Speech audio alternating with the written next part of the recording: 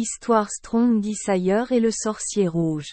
Il y avait un homme appelé Odchedof, ou l'enfant au fort désir, qui avait une femme et un fils. Il avait retiré sa famille du village, où ils avaient passé l'hiver, vers le voisinage d'une forêt lointaine, où le gibier abondait. Ce bois était à une journée de route de sa résidence d'hiver, et sous son ombre abondante, la femme aménageait le pavillon, tandis que le mari partait chasser. Tôt dans la soirée, il revint avec un cerf et, fatigué et assoiffé, il demanda à son fils, qu'il appelait Fort Désir, d'aller chercher de l'eau à la rivière. Le fils a répondu qu'il faisait noir et qu'il avait peur. Son père le pressait encore, disant que sa mère, ainsi que lui-même, était fatigué et que la distance jusqu'à l'eau était très courte. Mais aucune persuasion ne parvint à vaincre les réticences du jeune homme. Il a refusé d'y aller. Ah! Mon fils, dit enfin le père, si tu as peur d'aller à la rivière, tu ne tueras jamais la tête rouge. L'adolescent fut profondément contrarié par cette observation, cela semblait le toucher très vite. Il réfléchit en silence. Il refusait de manger et ne répondait pas lorsqu'on lui parlait. Il resta assis toute la nuit près de la porte du pavillon, regardant les étoiles et soupirant comme quelqu'un de profondément affligé. Le lendemain, il demanda à sa mère d'habiller la peau du cerf et de lui en faire des mocassins, pendant qu'il s'occupait de préparer un arc et des flèches. Dès que ceux-ci furent prêts, il quitta la loge un matin, au lever du soleil, sans dire un mot à son père ni à sa mère. En passant, il tira une de ses flèches en l'air, qui tomba vers l'ouest. Il suivit cette voie, et arrivant à l'endroit où la flèche était tombée, il fut avec joie de la trouver transperçant le cœur d'un cerf. Il se rafraîchit avec un repas de venaison et le lendemain matin il tira une autre flèche. En suivant son parcours, après avoir voyagé toute la journée, il découvrit qu'il avait transpercé un autre cerf. Il tirait ainsi 4 flèches, et chaque soir il s'apercevait qu'il avait tué un cerf. Par un étrange oubli, il laissa les flèches enfoncées dans les carcasses, et passa sans les retirer. N'ayant ainsi pas de flèches le 5e jour, il fut dans une grande détresse la nuit, faute de nourriture. Enfin, il se jeta à terre, désespéré, pensant qu'il valait mieux y périr que d'aller plus loin. Mais il n'était pas resté longtemps allongé avant d'entendre un grondement sourd, dans le sol sous lui, comme celui d'un tremblement de terre se déplaçant lentement. Il se releva d'un bond et découvrit au loin la silhouette d'un être humain marchant avec un bâton. Il regarda attentivement et vit que la silhouette marchait sur un large sentier battu dans une prairie, menant d'un pavillon sombre à un lac dont les eaux étaient noires et troubles. À sa grande surprise, cette loge, qui n'était pas en vue lorsqu'il se jeta à terre, était maintenant à portée de main. Il s'approcha un peu plus et se cacha. Et en un instant il découvrit que cette figure n'était autre que celle de la terrible sorcière, de la petite vieille qui fait la guerre. Son chemin vers le lac était parfaitement lisse et solide, et le bruit que Fort Désir avait entendu était causé par le choc de son bâton de marche sur le sol. Le sommet de ce bâton était orné d'une rangée de doigts et de becs d'oiseaux de toute espèce, qui, à chaque coup de bâton, voletaient et chantaient de concert leurs diverses notes. Elle entra dans sa loge et ôta son manteau, entièrement composé de scalps de femmes. Avant de le plier, elle le secoua plusieurs fois, et à chaque secousse les scalps poussèrent de grands éclats de rire, auquel la vieille sorcière se joignit.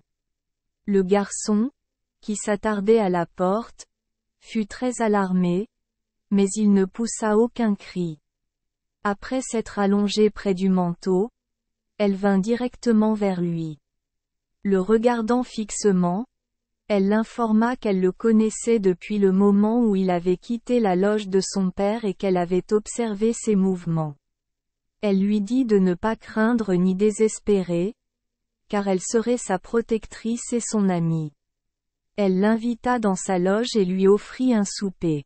Pendant le repas, elle l'interrogea sur les motifs de sa visite. Il raconta son histoire, exposa la manière dont il avait été déshonoré et les difficultés dans lesquelles il travaillait.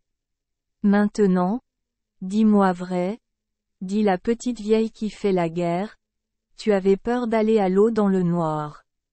Je l'étais, répondit rapidement Strong Desire. Tandis qu'il répondait, la sorcière agita son bâton. Les oiseaux poussèrent un cri bruyant, et le manteau trembla violemment tandis que tous les scalps éclataient dans un hideux cri de rire. Et as-tu peur maintenant? Demanda-t-elle à nouveau. Je le suis, répondit à nouveau Strong Desire, sans hésitation. Mais tu n'as pas peur de dire la vérité, répondit la petite vieille.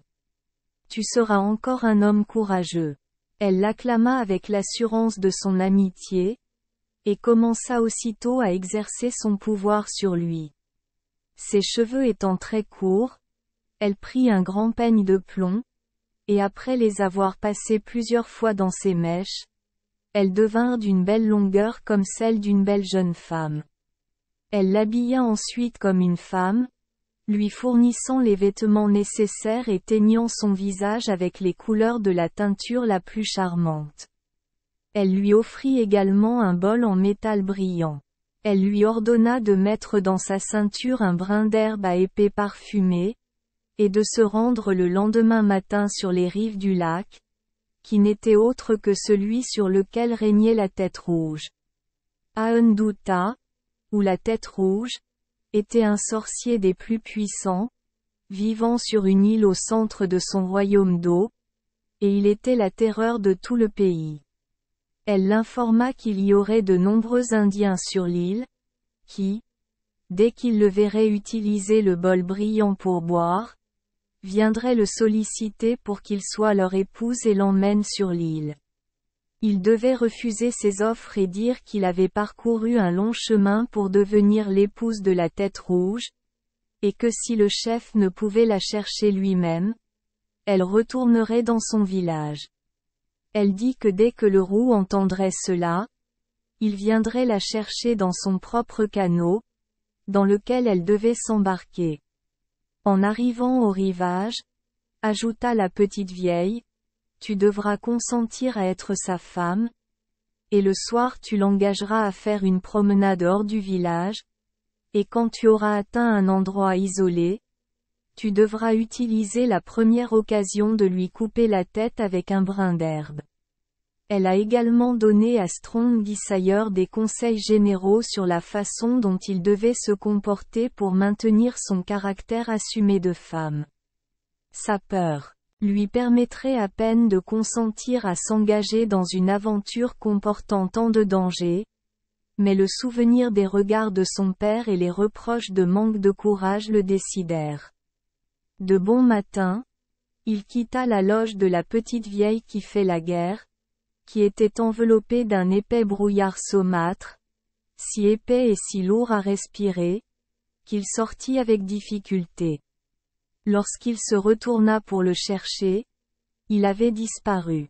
Il emprunta le sentier difficilement battu jusqu'aux rives du lac et se dirigea vers l'eau à un point situé juste en face de la hutte du roux. Là où il se trouvait maintenant, c'était une belle journée. Le ciel était clair et le soleil brillait aussi fort sur Fort Désir que le premier matin où il avait sorti sa petite tête de la porte de la loge de son père.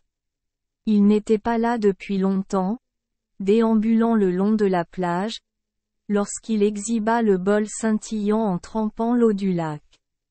Très vite, de nombreuses pirogues débarquèrent de l'île.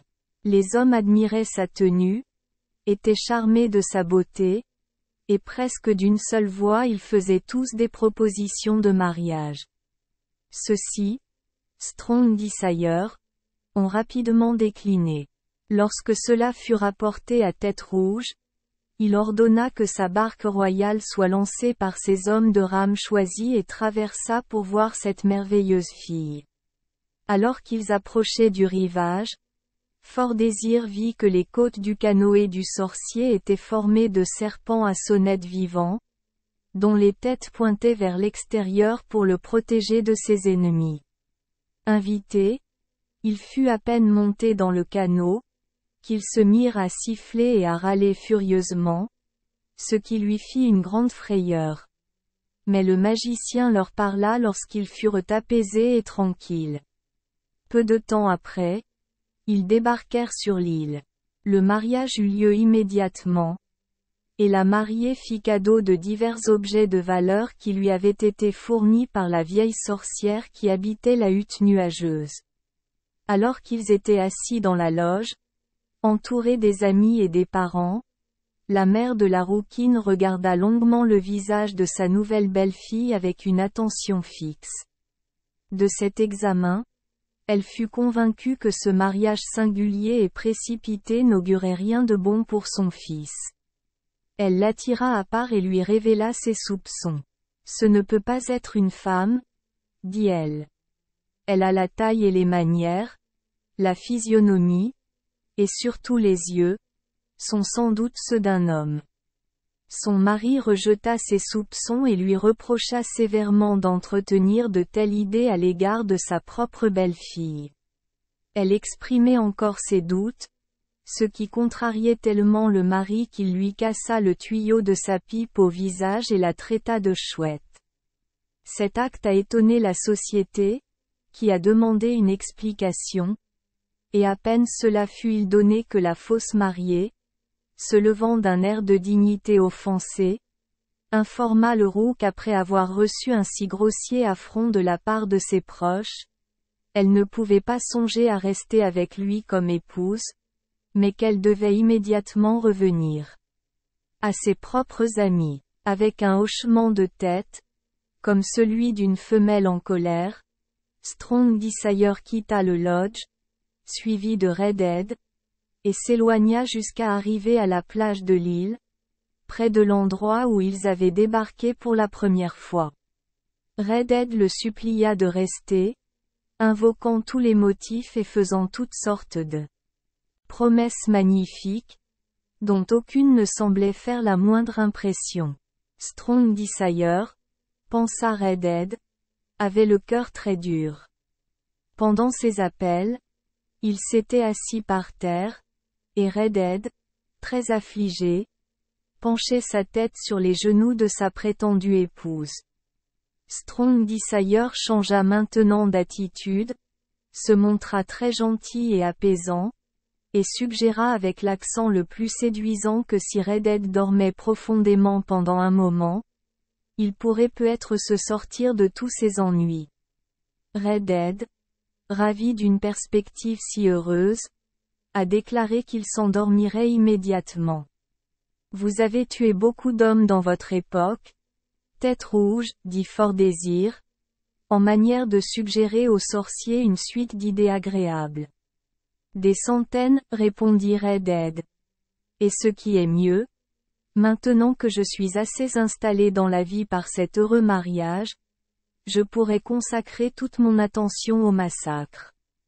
Et vous en tuerez des centaines d'autres, intervint Strong Desire, de la manière la plus insinuante imaginable. C'est vrai, ma chère, répondit Redhead avec un grand regard moqueur, des milliers. Mes délicieux meurtres n'auront pas de fin. J'aime beaucoup tuer des gens. J'aimerais te tuer si tu n'étais pas ma femme. Là, dit Fort Désir, avec l'air câlin d'une petite coquette, va dormir, c'est une bonne rouquine. Aucun autre sujet de conversation ne vint au chef.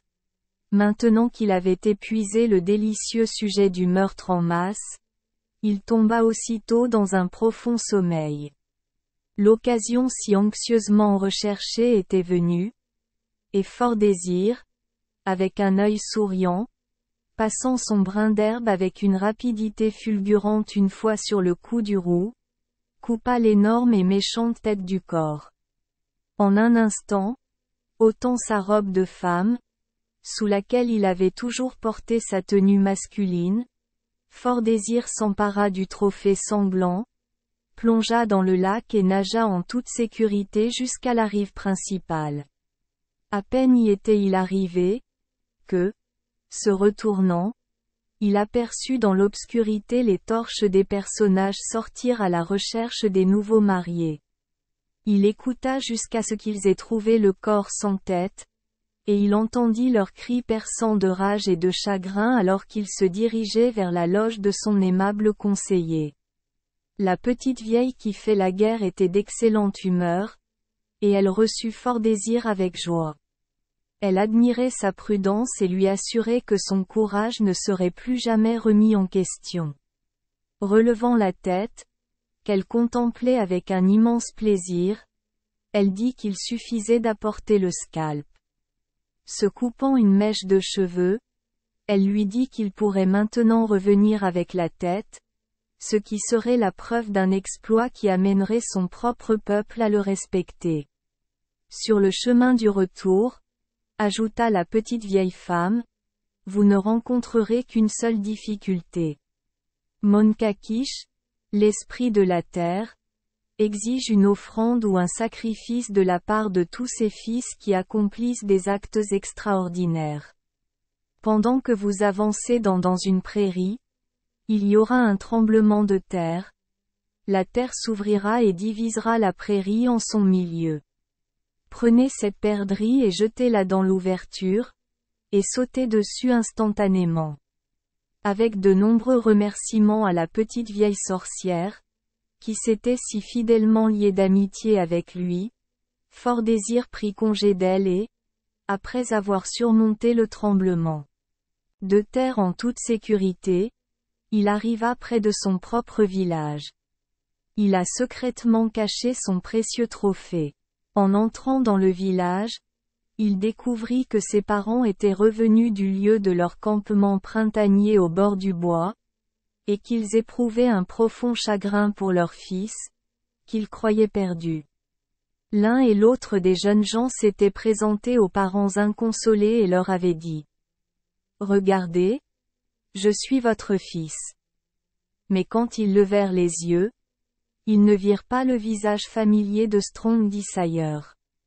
Ayant été souvent trompés de cette manière, lorsque leur propre fils se présenta en vérité, ils s'assirent la tête baissée et les yeux presque aveuglés par les pleurs.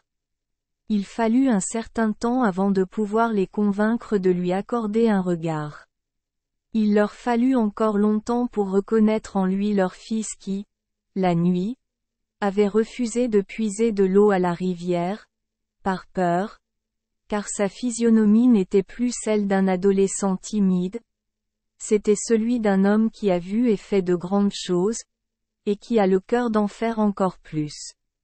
Lorsqu'il racontait ses aventures, on le croyait fou. Les jeunes hommes se moquaient de lui, Fort Désir, qui craignait de marcher jusqu'à la rivière la nuit. Il quitta la loge et, avant que leurs rires eussent cessé, revint avec son trophée. Il leva la tête du sorcier rouge, avec le grand regard effroyable qui l'éclairait avant son dernier sommeil, à la perspective de 1000 meurtres futurs, frais sur elle.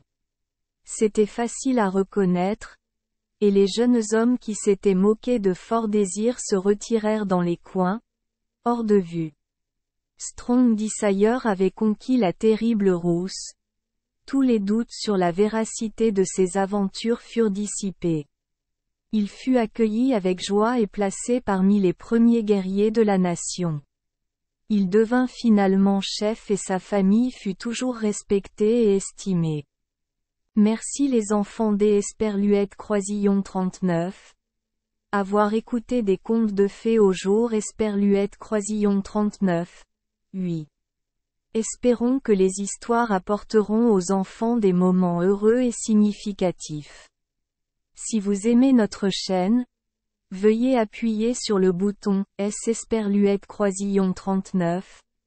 Abonner. Pour ne manquer aucune histoire intéressante. Je vous souhaite une bonne nuit de sommeil et de beaux rêves. Rendez-vous dans la prochaine histoire.